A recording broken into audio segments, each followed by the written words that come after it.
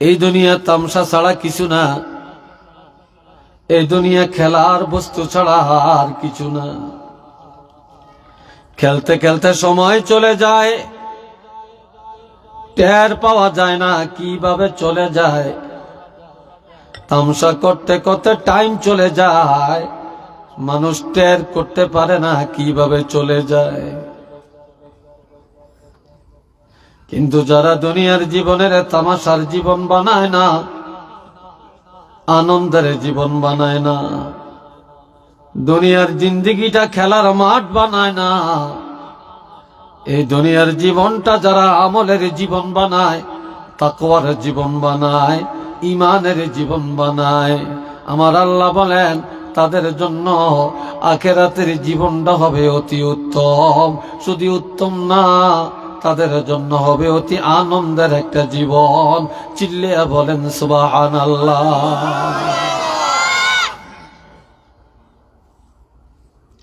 শুধু উত্তম না, সেটা হবে আনন্দের।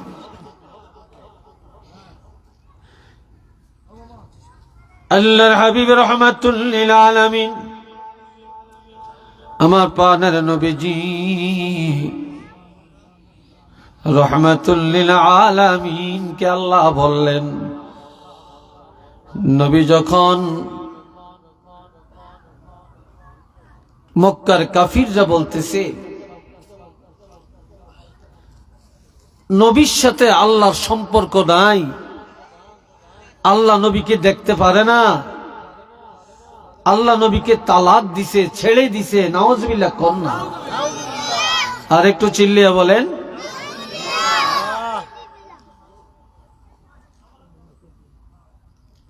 নবীর মনে কষ্ট। আল্লাহ দুইটা জিনিসের কসম খেয়া বললেন, ওয়াদ-দুহা ওয়াল-লাইলি ইযা সাজা, উজ্জ্বল দিবসের কসম, গভীর রাতের কসম। যেই টাইমে রাত্রে তাহাজ্জুদ পড়ে ওই টাইমের কসম। মা ওয়াদ্দাআকা রাব্বুকা ওয়া মা ক্বালা, হাবিব আপনার প্রভু রব্বুল আলামিন আপনাকে ত্যাগ করেন না। শুধু ত্যাগ করেন না এটাই না, ওয়া মা ক্বালা, আপনার প্রভু আপনার উপরে অসন্তুষ্ট হন না। আপনি যেখানে আমি আল্লাহ সেখানে, আর আমি সব সময় আপনার উপরে রাজি। সুবহানাল্লাহ বলেন। জোরে বলা যায় না? আরো জোরে বলা যায় না? নবীর উপরে আল্লাহ রাজি না বেরাজি? নবীরে আল্লাহ সবচেয়ে বেশি সম্মান করেন না অসম্মান করেন? আল্লাহর কাছে সবচেয়ে বেশি সম্মান কার? নবীজি। ঠিক না? নবীর সম্মান। ওয়াদ-দুহা ওয়াল-লাইলি ইযা সাজা, মা ওয়াদ্দাআকা রাব্বুকা ওয়া মা ক্বালা।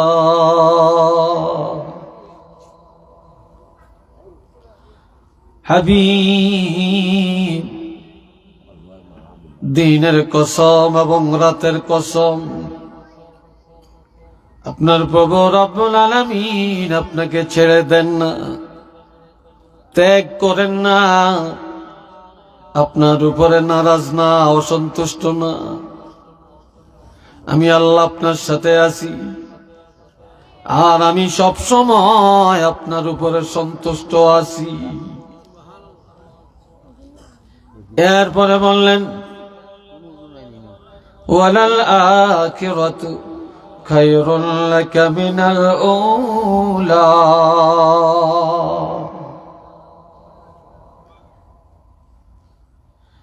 এই দুনিয়ার চাইতে আখিরাতের জীবন আপনার জন্য অতি উত্তম।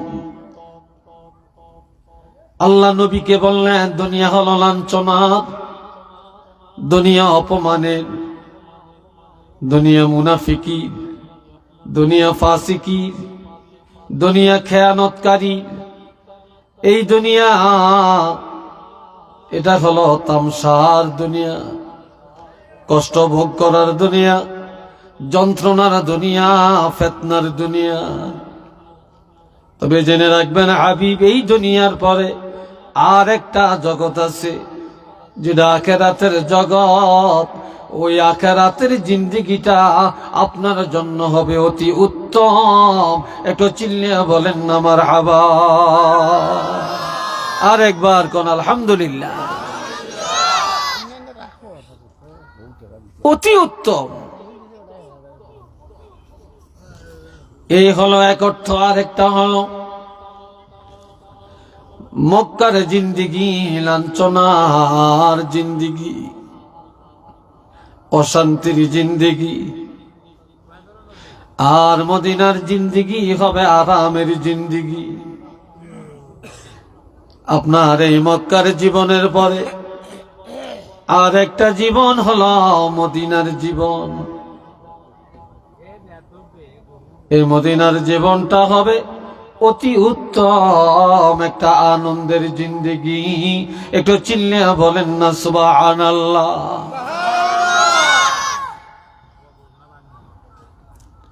এখন আল্লাহ পাক বলেন, ওয়ালাসাউফা ইউতিকা রাব্বুকা ফাতারদা।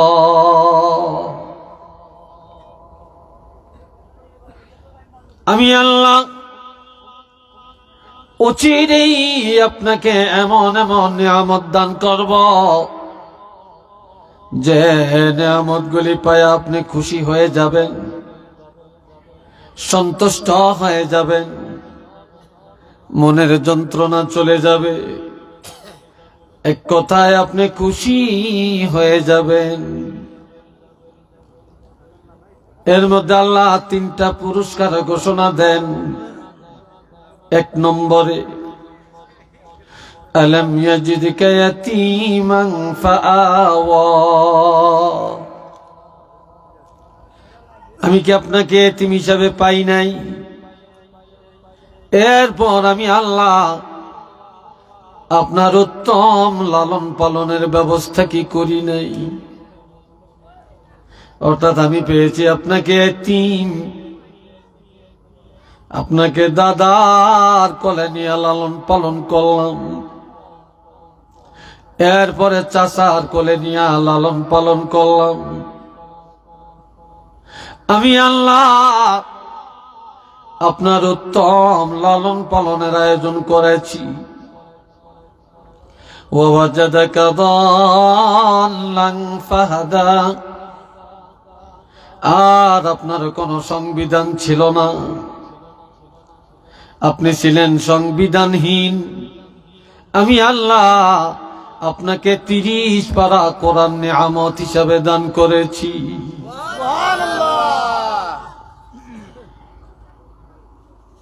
ওয়াজাদাকা আইলান ফাআগনা। আপনি ছিলেন অভাবী, নিঃস্ব, সহায়, সম্বলহীন। আর আমি আল্লাহ খাদিজার সাথে আপনার দাম্পত্য জীবন প্রতিষ্ঠিত করে আপনি 25 বছরের নবী, 40 বছরের খাদিজার সাথে বিবাহ করায়া খাদিজার সম্পদ দিয়া আমি আল্লাহ আপনাকে এই পৃথিবীর মধ্যে সর্বোত্তম ধনী বানাইয়া দিয়েছি। আরো আস্তে কোন সুবহানাল্লাহ।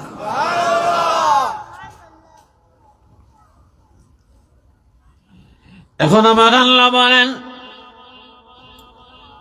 এই তিনটা দিলাম আপনাকে পুরস্কার।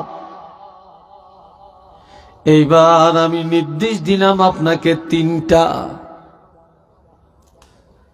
আলাম ইয়াজিদকা ফাআম্মাল ইয়াতীমা ফালা তাকহার। আপনি এতিম ছিলেন, এই পৃথিবীর কোন এতিমের সাথে কখনো দুর্ব্যবহার করবেন না।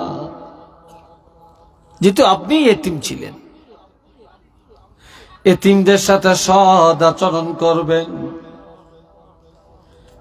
রাসূল বলেছেন, মান আওয়া ইয়াতীমান আওজাবাল্লাহু লাহুল জান্নাহ। কেউ যদি কোনো এতিমের লালন পালন করে, এতিমের সহানুভূতি করে, এই এতিমের লালন পালনকারীর জন্য আমার আল্লাহর জান্নাত আল্লাহ ওয়াজিব করে দিয়েছে।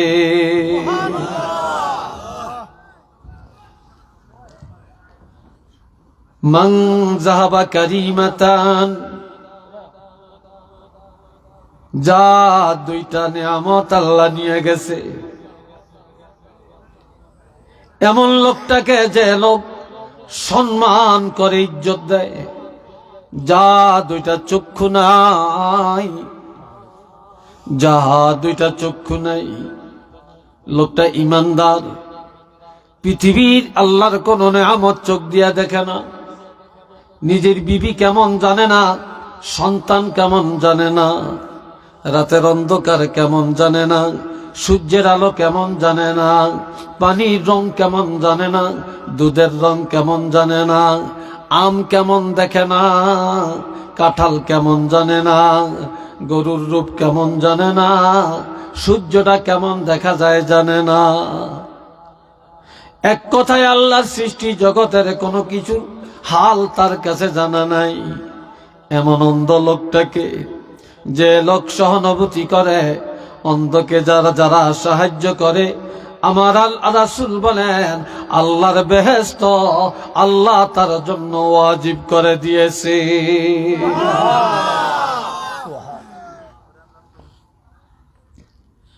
মান আওয়া জারিয়াতাইন, যাকে আল্লাহ দুইটা কন্যা সন্তান দিয়েছেন, কমপক্ষে দুইটা, এই মেয়ে দুটাকে আল্লাহর কোরআন শিক্ষা দিয়া, সুশিক্ষা দিয়া, ভদ্র বানায়া, পর্দা শিক্ষা দিয়া, যে পিতামাতা ইজ্জতের সাথে মেয়েটাকে একটা ভদ্র ছেলের কাছে বিবাহ দিয়া দিল, ওই মেয়ে দুটির পিতামাতার জন্য আল্লাহর জান্নাত ওয়াজিব করে দিয়েছে।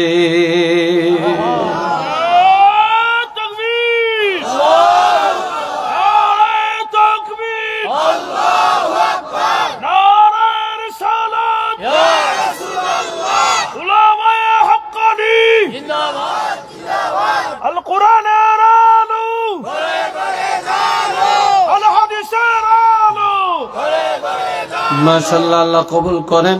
একটু চিল্লা সবাই বলা আমিন, আরো জোরে কোন আমিন। এই ভাইটারে আমার,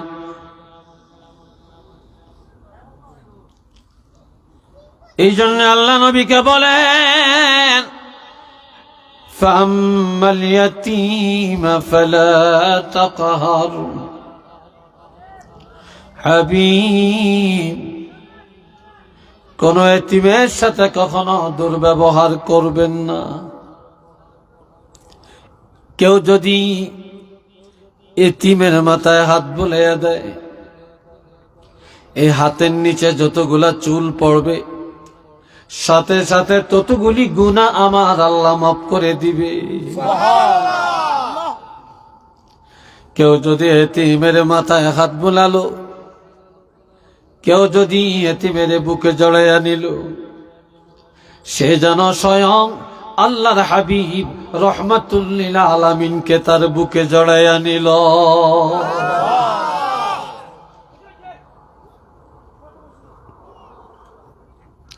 আল্লাহ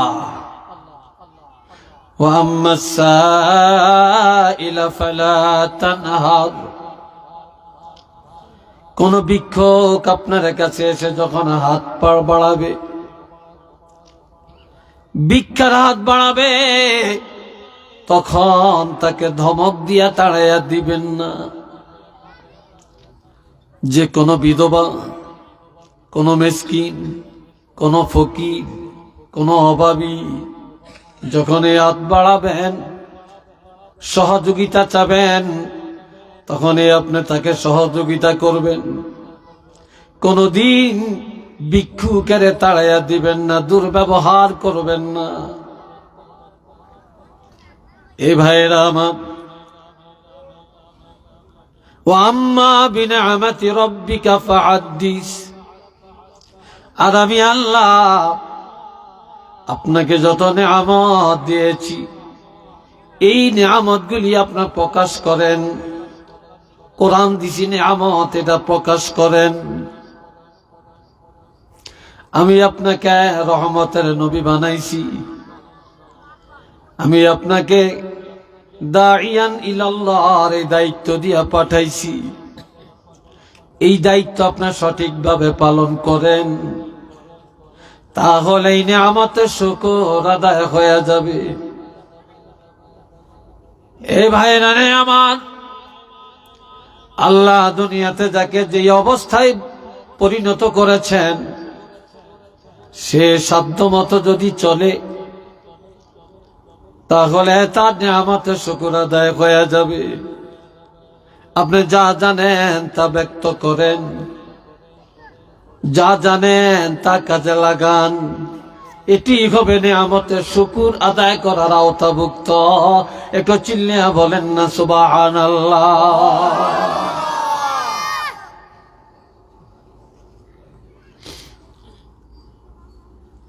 বন্ধুরা রে আমার, এই দুনিয়া তামাশা করার জন্য না, এই দুনিয়া আনন্দের জন্য না, দুনিয়াটা আখিরাতের জন্য। দুনিয়ার জীবন আল্লাহকে পাওয়ার জন্য, দুনিয়ার জীবন নামাজি হওয়ার জন্য, দুনিয়ার জীবন আল্লাহর আইন পালনের জন্য, দুনিয়ার জিন্দেগি রাসূলের তরিকায় আমল করার জন্য, দুনিয়ার জীবন তাওহীদ রিসালাত আখিরাত মেনে নেওয়ার জন্য, দুনিয়ার জীবন আকীদা দুরস্ত করার জন্য, দুনিয়ার জীবন জাহান্নাম থেকে বাঁচার জন্য। আর এই দুনিয়ার জীবনটা হলো জান্নাতি জীবন যাপন করার জন্য, মন গড়া চলার জন্য। এই জীবন আমি আল্লাহ দেই না। আর আল্লাহ, আমার আল্লাহ বলেন, আলহামদুলিল্লাহি রাব্বিল আলামিন। আমি আল্লাহর এই নিয়ামত পাইয়া আমার শুকর আদায় করো। প্রশংসার মালিক কে আপনারা বলেন? জোরে কোন? আরো জোরে বলেন। আমাদেরকে বাঁচায় কে? মারে কে? খাওয়ায় কে? বড় বানায় কে? ছোট বানায় কে? ধনী বানায় কে? বিদেশ নেয় কে? বিদেশ থেকে লাশ পাঠায় কে? আমার ভাইরা, কোটিপতি কার হাতে? ভিক্ষুকেরা কার হাতে? জমিনের ফসল উৎপাদন করে কে? পানিগুলি কার? বাতাস কার? আগুন কার? আসমান জমিন কার? আমার ভাইরা, এই নিয়ামত গুলি সব আমার আল্লাহর।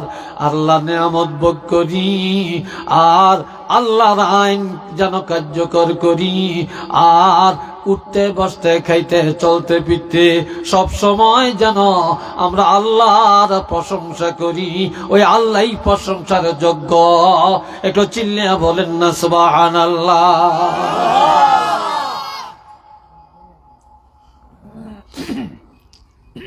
রব্বিল আলামিন,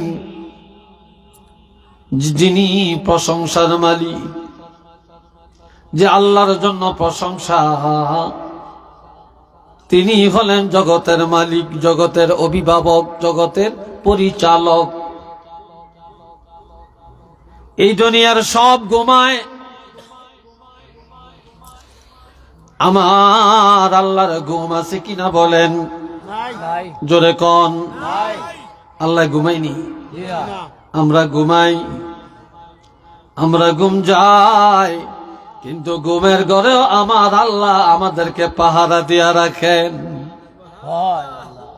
ঘুমের মধ্যে থাকিয়াও যদি বান্দা আল্লাহ বলে চিৎকার দেয়, আমার আল্লাহ 70 বার ডাকে আর বলে বান্দা তুমি ঘুমাও, আমি তো তোমার কাছে কি জন্য আমি আল্লাহরে ডাকছ।